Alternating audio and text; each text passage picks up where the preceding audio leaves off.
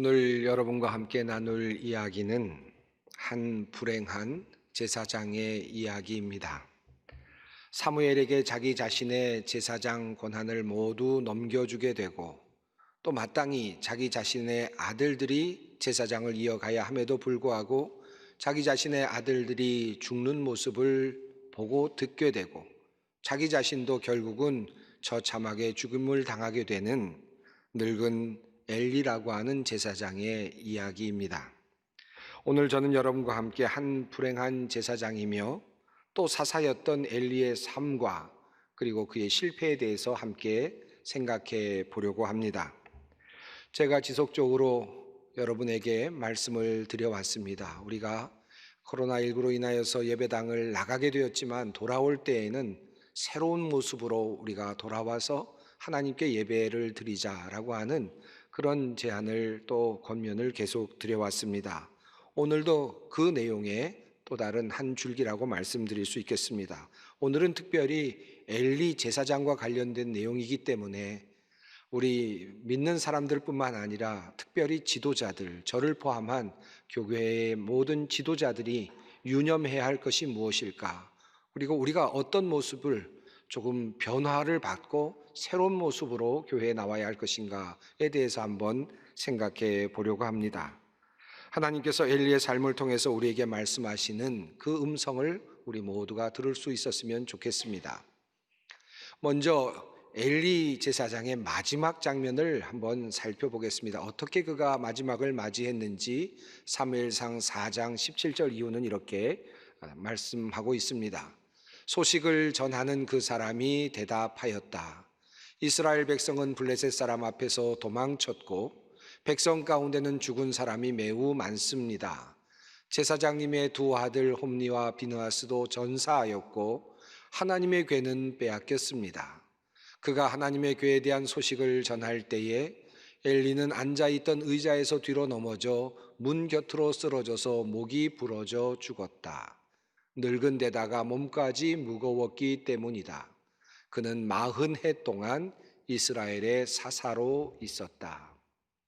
40년 동안 이스라엘의 사사로 있었던 그리고 제사장의 역할을 감당했던 엘리, 그는 이렇게 처참하게 그리고 쓸쓸하게 비극의 현장에서 죽음을 맞이하게 되었습니다.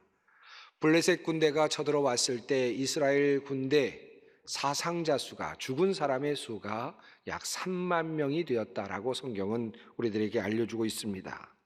이러한 비극적인 일들이 엘리와 그리고 엘리의 자식들 때문에 일어났다라는 사실을 성경은 분명하게 우리에게 말하고 있습니다. 자, 그렇다면 엘리와 그의 아들들은 무슨 문제를 가지고 있었을까요? 엘리는 어떤 잘못을 하였기에 이렇게 비극적으로 자신의 인생을 마치게 되었을까 하는 질문입니다. 오늘 저는 여러분과 함께 엘리의 5가지 잘못에 대해서 함께 살펴보려고 합니다. 엘리가 처음 등장하는 자리가 있는데 그것은 사무엘의 탄생과 관련된 바로 그 내용입니다. 그저 평범한 일상처럼 여겨지는 그러한 이야기 속에서 엘리가 등장하죠. 에브라임 사람 엘가나라는 사람에게 두 아내가 있었습니다. 한 사람의 이름은 한나였고 또 한 사람의 이름은 분인나였습니다. 분인나는 자식을 낳았지만 한나는 자식을 낳지 못했습니다. 분인나가 한나의 마음을 아프게 함으로 그가 주님의 집에, 주님의 성전에 올라가서 흐느껴 울면서 하나님께 기도를 하곤 했습니다. 한나가 기도할 때에는 소리내서 기도하지 않았고 마음속으로 기도를 하면서 입을 움직이면서 입술만 움직이면서 그렇게 기도를 하곤 했던 모양입니다. 그때 엘리 제사장이 한나를 성전에서 만나게 됩니다. 엘리 제사장은 한나가 술에 취한 줄 알고 그에게 이렇게 이야기를 합니다. 내가 언제까지 취하여 있겠느냐? 포도주를 끊으라. 이렇게 말을 합니다. 그때 한나는 자신이 술에 취하지 않았다고 이야기하면서 자신에게 닥친 슬픔에 대한 이야기를 합니다. 그때 엘리 제사장은 다음과 같이 한나에게 다시 축복하며 그를 보냅니다. 평안히 가라. 이스라엘의 하나님이 내가 기도하여 구한 것을 허락하시기를 원하노라. 엘리와 관련된 이 첫 이야기 속에는 엘리 제사장이 어떠한 일상을 살았는지 알 수 있는 그런 내용이 담겨 있습니다. 그는 성전에 올라가서 늘 살펴보고 있었다라는 것을 알 수 있고요. 기도하는 이들을 살피면서 혹시나 성전에 들어온 사람들 중에 술 취한 사람이 있는지를 살펴보고 찾아내어서 성전에서 쫓아낼 만큼 자신의 임무를 충실하게 감당하고 있었던 사사 제사장이었습니다.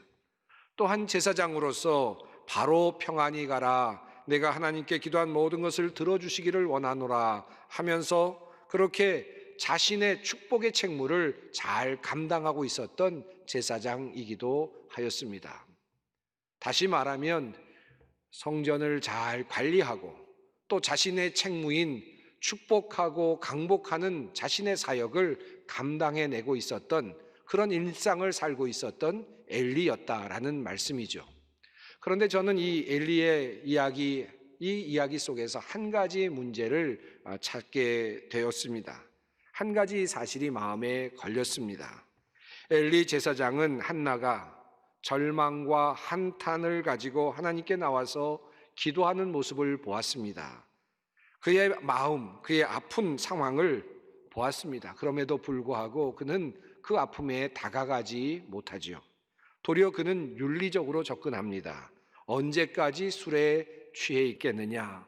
포도주를 끊으라 라고 그의 삶과는 전혀 맞지 않는 그와 같은 명령 또는 그와 같은 권면을 한나에게 하게 되었습니다. 왜 엘리는 그와 같은 엉뚱한 상담, 엉뚱한 권면을 하게 되었을까요? 이것이 엘리의 첫 번째 실패라고 할 수 있겠습니다. 엘리는 성전에 와서 슬퍼하며 기도하고 있는 한나를 술 취한 것으로 오해했습니다.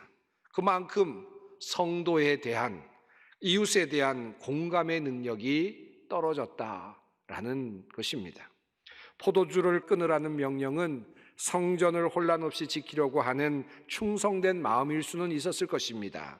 하지만 성전을 찾아와 애통하는 한나의 마음에 다가갈 수는 없었을 것입니다.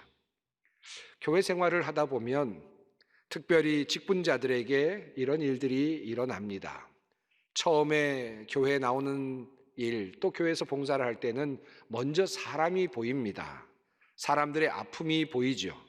하지만 시간이 지나면 교회를 유지하기 위해서 법이 먼저 생겨나고 또 윤리가 먼저 보이죠. 교회를 지키기 위해서 사람들의 상황들을 외면하게 되는 일들이 종종 일어나곤 합니다. 특별히 지도자들에게 또 교회 일을 맡은 사람들에게 흔히 일어날 수 있는 일이라고 할 수 있겠습니다. 우리 신앙생활의 위기 가운데 하나입니다. 사람들에게 향하여야 할 관심이 교회와 기관 또는 그것의 유지 혹은 법 혹은 윤리로 관심이 넘어갈 때입니다. 물론 교회를 유지하기 위해서 이런 것들이 필요할 수도 있습니다. 또 아주 필요할 때가 많이 있습니다. 하지만 하나님의 가장 큰 관심은 잃어버린 영혼을 찾는 것이라는 사실을 우리는 잊어서는 안 될 것입니다. 엘리의 첫 번째 실수는 바로 거기에 있었습니다. 일에는 관심이 있었지만, 이 일을 충실하게 하는 데는 관심을 가지고 일하고 있었지만, 그러나 사람에게 관심을 쏟는 일, 그리고 그 사람이 원하고 애통해하는 그 관심에 접근하지 못한 것은 참으로 안타까운 일이었습니다. 두 번째로 엘리 제사장의 위기는 하나님의 말씀을 들을 수 없는 것이었습니다. 이 말씀을 사무엘상 3장 1절은 이렇게 말씀하고 있습니다. 어린 사무엘이 엘리 곁에서 주님을 섬기고 있을 때이다. 그때에는 주님께서 말씀해 주시는 일이 드물었고 환상도 자주 나타나지 않았다. 엘리가 사역하고 있었던 바로 그 당시에 일어난 일이라고 성경은 이야기하고 있습니다. 사실 이 이야기는 엘리 제사장과 관련된 이야기로 그렇게 보입니다. 주님을 섬기고 있을 때, 엘리가 주님을 섬기고 있을 때 주님께서 말씀해 주시는 일이 드물었다라는 말씀입니다. 주님을 열심히 섬기고 있습니다. 이미 앞서 본 것처럼 엘리는 성전에서 늘 열심히 자기 자신의 임무를 충성스럽게 감당하고 있습니다. 아마 제사도 적절하게 드렸을 것입니다. 제사를 계속 드리는데, 하나님을 섬긴다고 하는데, 기도도 드리고 여러 가지 봉사를 계속해서 하고 있는데, 그런데 하나님께서는 말씀이 없으셨다. 하나님께서는 환상을 보여주지 않으셨다. 일방적인 예배, 일방적인 제사를 드리고 있는 참으로 안타까운 엘리의 모습이 아닐 수 없습니다. 그런데 흥미롭게도 이 전후의 문맥은 우리들에게 또 다른 관점을 보여주고 있습니다. 사실은 하나님의 말씀이 없었던 것이 아니라는 사실을 우리에게 알려주고 있습니다. 도리어 하나님의 말씀을 듣지 못하는 그런 상황이었다는 사실을 알려주고 있다는 말씀입니다. 하나님의 말씀이 희귀하였다라고 말하고 있지만, 정작 성경 그 말씀이 있는 그 말씀의 앞뒤에는 하나님께서 말씀하시는 내용이 들어있기 때문입니다. 사무엘상 2장 27절 이후를 보면 하나님이 하나님의 사람을 엘리에게 보내서 그에게 일어날 모든 일들을 말씀하시는 내용이 나옵니다. 이미 하나님께서는 엘리에게 그 앞에 그에게 일어날, 앞으로 일어날 그의 멸망, 그의 가족과 관련된 일에 대해서 이미 경고의 말씀을 해 주셨습니다. 그리고 나서 다시 3장에서 어린 사무엘을 통해서 하나님께서는 엘리 제사장에게, 그리고 자신의 가문과 그리고 자식들에게 일어날 멸망에 대한 이야기를 분명히 다시 해 주셨습니다. 그러니까 하나님의 말씀이 앞뒤로 자리를 하고 있는 것입니다. 하나님의 말씀이 희귀하였다라는 말씀이 있지만, 양옆에 하나님이 말씀하시는 내용이 그대로 포진되어 있다는 말씀이죠. 우리 신앙생활에 있어서 결정적인 위기가 있습니다. 특별히 지도자들에게 큰 위기가 있을 때가 있습니다. 그것은 하나님께서 우리에게 말씀하고 계시지만 하나님의 말씀을 듣지 못하고 있을 때입니다. 그래서 오늘 본문은 엘리가 눈이 어두워서 잘 보지 못하였다라는 말을 빼놓지 않고 있습니다. 영적으로 하나님의 말씀을 볼 수 없는 상황이 되었다라는 뜻입니다. 시들어가고 있는 신앙생활, 죽어가는 위기의 신앙생활의 모습이 바로 어디에서부터 왔는가? 하나님의 말씀을 듣지 못하는 데서부터 왔다라는 사실을 성경은 우리들에게 알려주고 있습니다. 하나님의 말씀이 있었습니다. 하나님의 말씀은 계속되고 있습니다. 그러나 엘리는 그 말씀을 듣지 못하는 것이죠. 하나님의 말씀이 희귀해집니다. 하나님의 말씀이 귀에까지 들리지만 마음에까지 와 닿지 않습니다. 무뎌진 마음이 되는 것입니다. 말씀을 받아들이지 못하는 것입니다. 특별히 사역자들에게 이런 일들이 참 많이 일어나곤 합니다. 열심히 봉사하는데, 열심히 일하는데, 예배에 참석하는데 말씀이 귀 끝까지 와 있는데도 불구하고 그 말씀이 내 마음속까지 들어오지 않는 경우들이 참 많습니다. 일 생각하느라고, 일을 돌보느라고 여러 가지 다른 상황 속에 빠져서 하나님의 말씀이 내 안에까지 들어오지 못하는 그런 일들이 참 많습니다. 참 신기합니다. 엘리는 성전을 찾아온 한나의 기도를 보면서 그가 술 취해서 온 것으로 오해했지요. 성도들을 제대로 이해하지 못했습니다. 찾아온 사람들을 제대로 볼 수 없었습니다. 사람들이 무엇을 위해서 지금 기도하고 있는지 제대로 판단할 수 없었습니다. 그와 함께 사람들과 공명할 수 없었습니다. 공감해낼 수 없었습니다. 또 반대로 하나님의 말씀이 주어지는데, 그 말씀이 주어졌지만 그 말씀과도 공감을 이루지 못합니다. 말씀과 공명을 이루지 못합니다. 무뎌진 양심이 사람도 사람으로 보지 못하고, 하나님의 말씀이 앞에 와 있지만 그 말씀도 하나님의 말씀으로 받아들이지 못하는 참으로 슬픈 현실이 되고 말았다는 것입니다.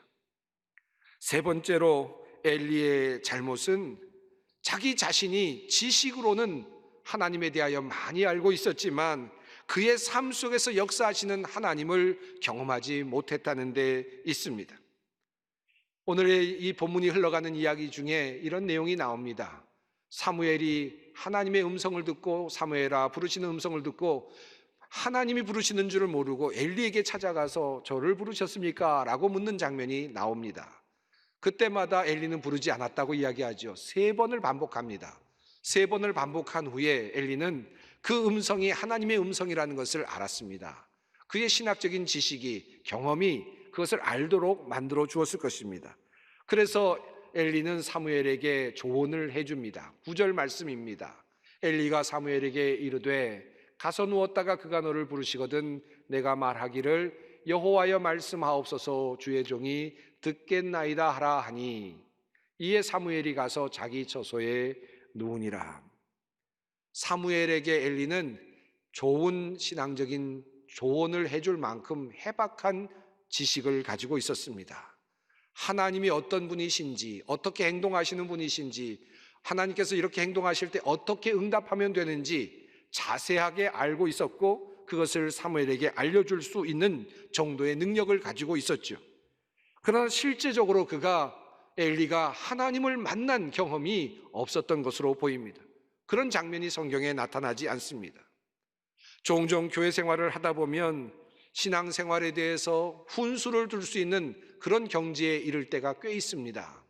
이런저런 사람들의 신앙의 이야기를 듣고 보다 보면 하나님은 이런 분이시구나, 하나님은 이렇게 행동하시는구나, 이럴 때는 이렇게 해야 되겠구나, 이렇게 저렇게 알아가는 경우들이 참 많이 있죠.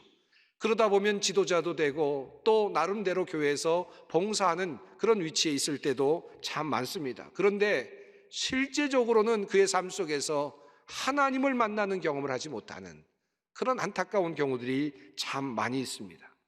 때로는 자기 자신이 경험을 하기도 합니다. 그러나 그 경험이 오늘에 있지 않고 과거의 어떤 시점에 놓여 있을 때가 참 많습니다. 10년 전 어느 시점에 또는 청년의 어느 시점에 어떤 그 시점에 과거에 하나님과 만났던 그 시점에 정지되어 있는 그와 같은 경험들을 또 그런 경우들이 있습니다. 신앙생활이 무엇입니까? 신앙생활은 남의 신앙생활에 훈수를 두는 것이 아닙니다. 신앙생활은 다른 사람에게 관심을 갖는 것이 아닙니다. 나의 생활, 나의 경험을 관심을 갖는 것입니다. 나의 경험입니다. 나와 하나님의 만남이며 나와 하나님의 은밀한 접촉인 것입니다. 현재가 또한 중요한 것입니다. 나 자신이 중요한 것입니다. 다른 사람이 어떤 것이냐가 중요한 것이 아니라 내 자신이 하나님과 오늘 어떻게 하나님과 만나고 있는가 하는 것이 매우 중요합니다. 그런데 엘리 제사장은 아는 데 머물렀죠. 신앙의 지식에 머물렀습니다. 한마디로 모양만 있는, 틀만 있는 신앙입니다. 생명이 없습니다. 사실 믿음은 그 이상이어야만 했습니다. 생명이 있는, 현장이 있는 지금의 신앙, 그리고 나의 신앙, 이것이 필요했습니다. 4장으로 넘어가면 블레셋 군대가 쳐들어왔을 때 그들을 대항하기 위해서 이스라엘이 군대를 일으키고 그리고 나아가는 장면이 나옵니다. 그때 나아갈 때 언약궤를 가지고 나아가게 됩니다. 아마 이스라엘 백성들은 언약궤에 대해서 익히 알고 있었을 것입니다. 지식으로 알고 있었겠죠. 언약궤를 들고 나갔을 때 하나님께서 승리를 주셨다는 그러한 신앙의 전승들을 가지고 있었을 것입니다. 전쟁이 나자 그들은 당연히 언약궤를 가지고 나갔죠. 그 옆에는 홈리와 비느하스가 있었습니다. 그 옆에 있으면 당연히 안전할 것이라고 생각했을 것입니다. 그들의 과거의 신앙의 경험은 그랬죠. 선조들로부터 얻었던 신앙의 이야기는 그랬죠. 그러나 현재는 달랐습니다. 그 현재는 그 언약궤에는 하나님의 함께하심이 없었습니다. 도리어 이스라엘은 큰 피해를 보고 그 옆에 있었던 홈리와 비느하스는 언약궤 옆에서 죽임을 당하게 되고 언약궤는 빼앗기게 되는 참으로 불쌍한 그와 같은 일이 일어나게 된 것입니다. 신앙은 무엇입니까? 신앙은 지식이 아닙니다. 과거의 경험의 축적도 아닙니다. 현장의 경험이고 그리고 현실입니다. 오늘 살아서 역사하시는 하나님을 오늘 경험하고 있는 것이 바로 신앙이어야 합니다. 지식으로서의 신앙은 생명력이 없는 신앙입니다. 삶으로 맞닥뜨리는 신앙, 오늘도 하나님의 움직이심을 느끼고 경험하는 신앙이 필요합니다. 네 번째로 엘리의 실수가 있습니다. 그 엘리의 실수는 자식들에게 자신의 그 신앙, 고귀한 신앙을 전수하지 못한 것입니다. 이렇게 생명 없는 신앙은 엘리의 자식들에게 그대로 전수됩니다. 그의 아들들이 하나님의 이름을 욕되게 하였습니다. 그들은 하나님의 재물에 손을 댔고요, 그리고 여인들과 동침을 하였습니다. 탐욕을 부렸습니다. 성전의 물건들을 자신의 물건으로 가져다 놓았습니다. 그러나 엘리 제사장은 그러한 아들들에게 타이르고 경고는 하였지만 그들을 돌려 세우지 못했습니다. 하나님 앞으로 그들을 데려오지 못했습니다. 이것이 엘리의 네 번째 실수였습니다. 우리 신앙의 지도자들이 흔히 저지르는, 그리고 늘 안타깝게 생각하고 있는 또 다른 실수의 한 단면이기도 합니다. 엘리의 분명한 잘못 한 가지는 자신의 자식들을 신앙 안에 키우지 못했다는 것입니다. 하나님 앞에서 자신에게 맡겨진 자식들을 주님의 품에 거하도록 하지 못했습니다. 사무엘은 신앙으로 키워내지 않았습니까? 엘리는 분명 신앙으로 키울 수 있는 능력을 가지고 있었습니다. 다른 사람은 신앙으로 키워냈는데 정작 자신의 자녀들을 하나님의 자녀로 키워내지 못했다. 얼마나 안타까운 일이겠습니까? 다섯 번째로 엘리 제사장의 실수가 있습니다. 이 마지막 문제는 그에게는 너무나도 치명적인 실수였습니다. 엘리에게 회개가 없었다는 사실입니다. 그것을 오늘 본문 18절 말씀에서 우리는 확인할 수 있습니다. 이는 여호와 신이 선하신 대로 하실 것이니라. 이 말씀을 세번역은 이렇게 번역했습니다. 그분은 주님이시다. 그분께서는 뜻하신 대로 하실 것이다. 여러분, 이 말씀이 어떻게 느껴지십니까? 멋진 신앙의 고백 같지 않습니까? 엘리 제사장의 멋진 고백 같은 이 이야기가 도리어 엘리 제사장을 패망으로 이끈 요인이 되었다면 여러분은 어떻게 생각하시겠습니까? 이 엘리의 고백이 있기까지 어떤 일이 있었는지를 먼저 살펴볼 필요가 있습니다. 사무엘을 하나님께서 부르셨을 때 엘리 제사장이 어떻게 하라고 가르쳐 주었지요. 그리고 나서 그 다음 날이 되었습니다. 사무엘은 하나님을 만났고 하나님의 음성을 들었습니다. 그리고 나자 엘리는 사무엘을 불러서 내가 하나님으로부터 들은 말씀이 어떤 것이었는지 나에게 말하라고 그렇게 요청을 합니다. 내가 나에게 말을 하지 않으면 하나님께서 저주를 내리시기를 바란다 라고 말할 만큼 그렇게 강하게 압박을 하면서 사무엘에게 하나님의 음성 들었던 것을 말해달라고 그렇게 종용하죠. 그때 사무엘은 이 내용이, 들었던 내용이 엘리 제사장과의 관련된 일이었기 때문에 말하고 싶지 않았지만 어쩔 수 없이 말을 하게 됩니다. 그와 관련된 일, 그의 죽음에 관하여, 그의 자식들의 죽음에 관하여, 그 가문의 패망에 관하여 모든 일을 자세히 설명하죠. 그러자 그 말씀을 모두 들은 엘리 제사장이 하는 말이 조금 전에 읽었던 바로 그 말씀입니다. 그분은 주님이시다. 그분께서는 뜻하신 대로 하실 것이다. 여러분, 이 자리에 이 말씀이 나와야 될 필요가 있겠습니까? 이 말씀이 이 자리에 있을 이유가 있습니까? 이 자리는 아무리 아름다운 표현이지만 이 자리에서는 이 말을 해서는 안 될 자리였습니다. 멋진 신앙 고백 같지만 엘리 제사장은 여기에서 이 말을 해서는 안 됩니다. 도리어 그는 하나님께 나아가 죄를 뒤집어쓰고 회개하며 하나님께 도우심을 간구했어야 했을 것입니다. 하나님, 뜻을 돌이켜 주십시오. 저를 다시 일으켜 주십시오. 저와 저의 가족들을 불쌍히 여기시고 버리지 말아 주십시오 라고 그렇게 간절히 회개의 기도를 드려야 했을 것입니다. 그러나 그는 그렇게 기도하지 않았습니다. 도리어 그분은 주님이시다. 그분께서는 뜻하신 대로 하실 것이다 라고 그렇게 받아들이죠. 사실 이 말씀은 엘리 제사장이 처음 듣는 내용이 아니었습니다.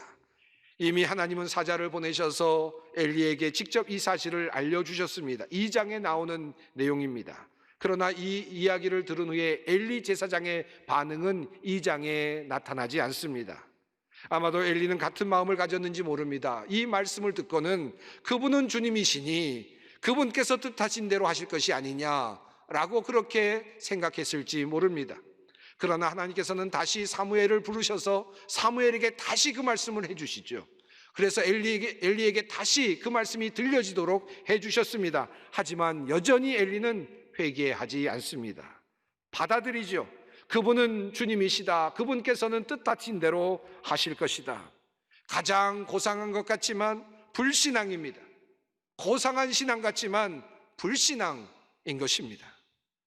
하나님께서 요구하시는 살아있는 새로운 신앙이 무엇인지 참 깨달음이 있는 귀한 오늘 하루가 되시기를 바랍니다.